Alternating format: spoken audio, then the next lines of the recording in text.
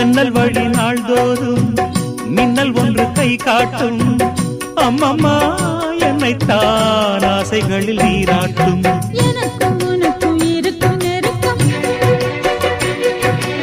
இளமை தொடங்கி முதுமை வரைக்கும். இரவும் பகலும் உறவை வளர்க்கும், இடையில் இருக்கும் தடையை தகர்க்கும்.